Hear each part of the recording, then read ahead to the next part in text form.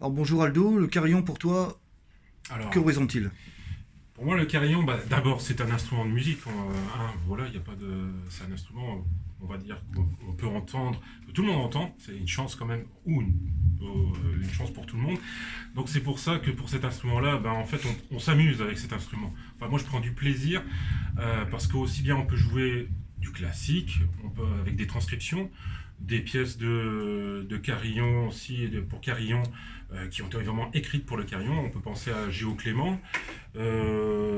D'autres pièces aussi, c'est des transcriptions, pardon, sur lesquelles voilà, on s'amuse aussi. Ça peut être du populaire, du folklore, comme on a pu entendre tout à l'heure sur le catalan. C'est aussi des chansons populaires, tout simplement. On a pu entendre du Charles Trenet, le tourbillon également. Donc c'est, pour moi, voilà, on se fait plaisir en fait en jouant au carillon. Les autres instruments, je dis pas le contraire, puisque je pratique d'autres instruments également, mais on se fait plaisir avec le carillon, et puis voilà, on essaye de transmettre ce plaisir. D'abord, on joue, donc le terme jouer, c'est pas dire on travaille le carillon, on joue, donc on se fait plaisir. Quand on joue, on se fait plaisir, on se fait pas, c'est pas difficile. Donc le carillon, pour moi, c'est un instrument, c'est déjà au départ aussi, c'est un instrument qui est mystérieux, parce que voilà, on se trouve dans un lieu que tout le monde ne connaît pas, on fréquente pas tous les jours.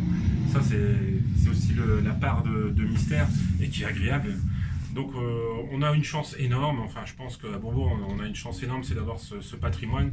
Il faut le conserver. Il faut essayer de l'avoir, bien sûr, il faut essayer de le conserver en bon état et de fonctionnement. C'est l'intérêt de le pratiquer aussi, parce que si on le laisse, voilà, à l'abandon. Donc, voilà, les carillonneurs, il n'y en a pas forcément non plus énorme. C'est la question que j'allais te poser en fait. Voilà, pardon. Combien vous êtes en fait? Sur le secteur, on va dire qu'on est allé à l'école, on est une petite dizaine à peu près avec monsieur. Il y a Jacques Martel qui est titulaire ici à Bergues et puis à Bourbourg. Et ensuite, je prends des cours avec Alfred Le Sec qui lui est titulaire maître carillonneur.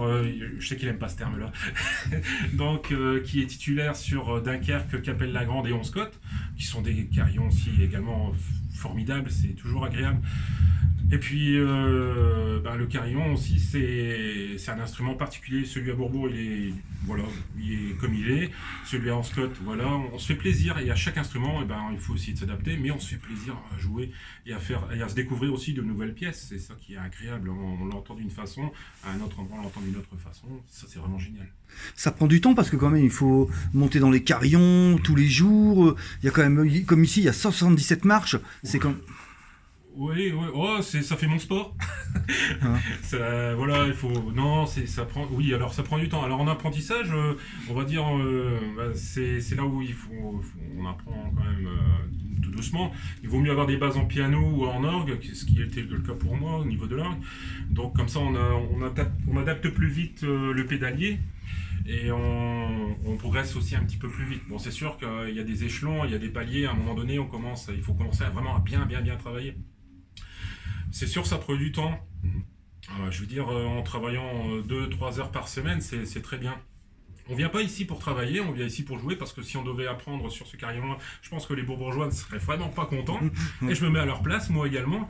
Donc on a la chance à l'Espace Coubertin, on a un carillon d'études, ce qui permet de nous de travailler et puis de s'entraîner. On peut faire les erreurs qu'on veut, il n'y a pas de problème.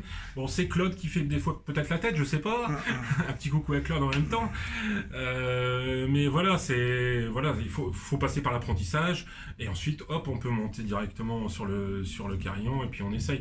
Après, c'est sûr, il y a des jours, on sent pas le carillon comme d'habitude. Bon, voilà, enfin, c'est un entraînement. Et plus on s'exerce sur des carillons différents, et plus vite on s'adapte aussi sur le type de carillon sur lequel on doit jouer. C'est une passion pour vous, qu'un devoir ou pas? Oh, j'ai jamais pris ça comme devoir. C'est une passion. Enfin, je veux dire. J'ai plusieurs instruments, j'ai vraiment, ouais, c'est pas un devoir, c'est au contraire. Si j'avais pu ça, je pense que je l'enseignerais pas. D'ailleurs, pendant le confinement, ça a été un peu compliqué. Mais dès qu'on a pu sortir, hop, on se décide et puis on y va, quoi.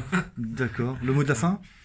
Eh bien, j'espère que le concert vous a plu. Je remercie Laurent qui a pu filmer et transmettre. Pour nous, c'est une première. Je pense qu'à Bourbourg, c'est une première au niveau du journée du Carillon. C'est important de faire découvrir ça. Et je remercie également le SIAC qui a tout mis en œuvre. Ça, c'est vraiment, je pense, voilà, encore une fois, on a beaucoup de chance. Il y a des gens qui commencent à pousser un petit peu. Et ça, il faut y aller, quoi. Alors, je remercie tous ces gens-là, d'une part. Je remercie la municipalité également qui nous autorise à jouer. Voilà, je pense qu'au niveau remerciement, je peux remercier mon professeur, donc Alfred Le Sec également. Voilà. Et puis je remercie ma femme également qui me supporte tous les jours. Merci, au revoir, à bientôt. Voilà, merci. Au revoir.